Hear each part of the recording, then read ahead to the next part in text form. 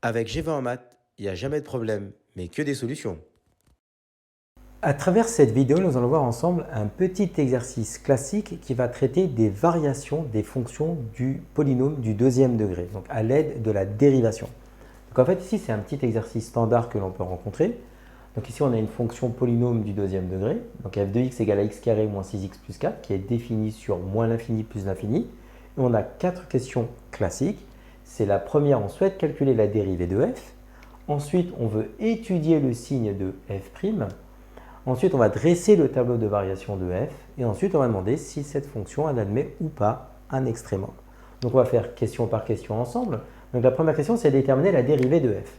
Donc ici, on rappelle qu'il existe une vidéo qui explique comment faire les dérivées usuelles des fonctions. Donc ça, il ne faut pas hésiter à vous y référer pour bien reprendre la méthodologie.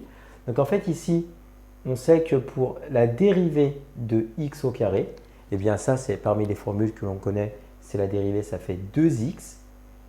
Ensuite, la dérivée de moins 6x, donc ça fait moins 6. Et la dérivée de 4, nous savons que ça fait 0. Donc c'est important. Regardez dans la playlist que vous êtes en train de regarder, il y a forcément la vidéo qui parle des dérivées usuelles. Donc regardez-la, si vous ne comprenez pas comment j'ai obtenu cette dérivée-là, ça vous permettra de bien appréhender le mécanisme.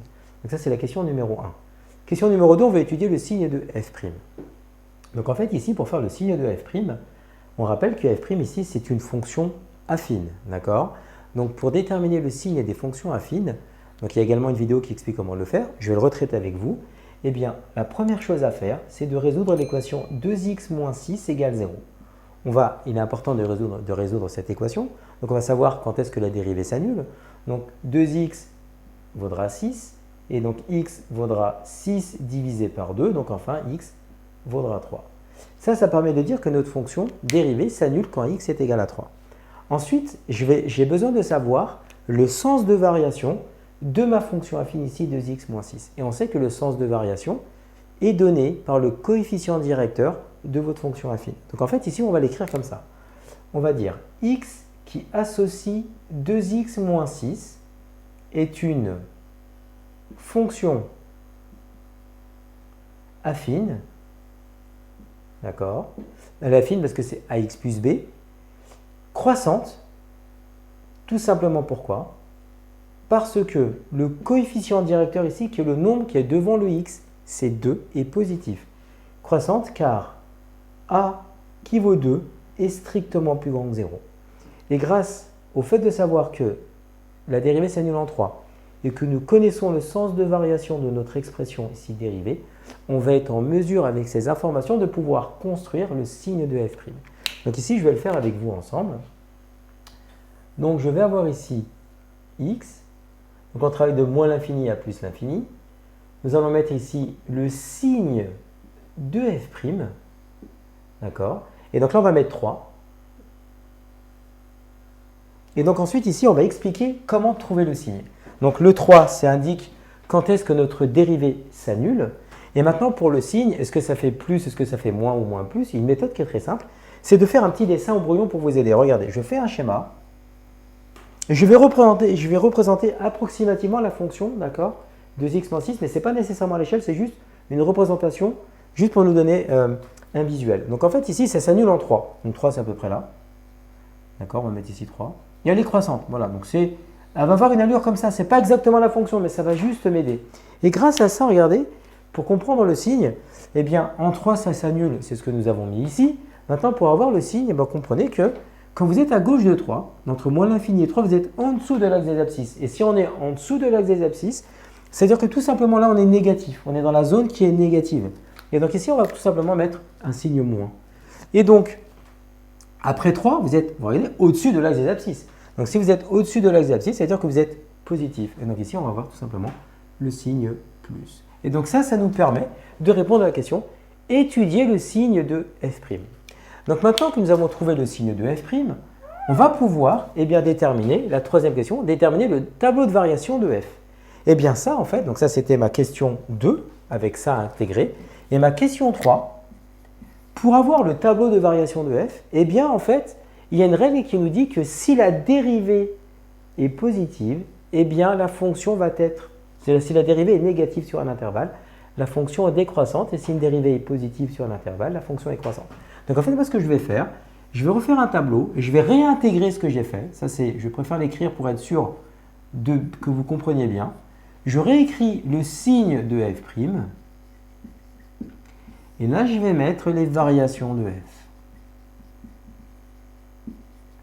Donc, je vais reprendre ce que nous avons fait à la question numéro 2. Donc, je vais mettre ici, nous avons 0, et là, nous avons moins, et là, nous avons plus. Maintenant, comme j'expliquais au préalable, comme f' est négative sur moins l'infini 3, eh bien, ça veut dire que la fonction f ici, elle est décroissante sur l'intervalle. Et sur l'intervalle 3 plus l'infini, comme f' est positif, eh bien, la fonction, elle est croissante sur cet intervalle. Donc ici, la flèche vers le haut. Et donc, ça nous permet en fait de pouvoir ici dresser le tableau de variation de f qui est obtenu grâce au signe de la dérivée. Et la dernière question, donc c'est une question un peu subsidiaire qu'on rencontre assez souvent, on va nous demander des fois, est-ce que la fonction, elle admet un extrémum? Et donc en fait, un extrémum, ça signifie que la fonction, elle admet soit un maximum, soit un minimum. Mais il y a un point qui est important en termes de définition. Une fonction, elle admet un extrémum si le signe de sa dérivée change. Donc ici, regardez, en 3, ça s'annule. Mais avant 3, c'est négatif. Après 3, c'est positif. Donc ici, vous avez un changement de signe de votre dérivée. Et bien, ça veut dire que ici, la fonction, elle admet un extrémum.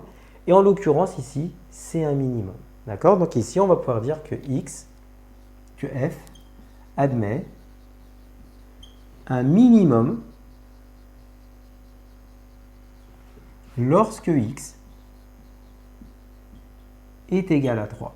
Donc je réexplique à l'oral, pour montrer que nous avons un extrémum, eh bien, il faut dire que la dérivée change de signe en un point. Donc ici, au point d'abscisse 3, le signe de la dérivée va changer. Avant 3, nous sommes négatifs, et après 3, nous sommes positifs. Donc là, vous avez un changement de signe ici, et ce changement de signe permet d'indiquer que nous avons un extrémum, et ici en particulier, comme la fonction elle est décroissante puis croissante, eh bien il s'agit d'un minimum. Donc ça, c'est la vidéo qui vous explique comment déterminer les variations des fonctions des polynômes de degré 2. Comme tu as kiffé la vidéo et que tu veux des bonnes notes en maths, alors tu mets un pouce bleu, tu t'abonnes à notre chaîne, tu poses un commentaire, on y répond sans problème. Ensuite, on t'embarque avec nous sur g20enmaths.com, des exercices corrigés, des détails de ouf avec ça. Plus d'excuses pour pas avoir de bonnes notes en maths. Et bien sûr, rendez-vous sur nos réseaux sociaux.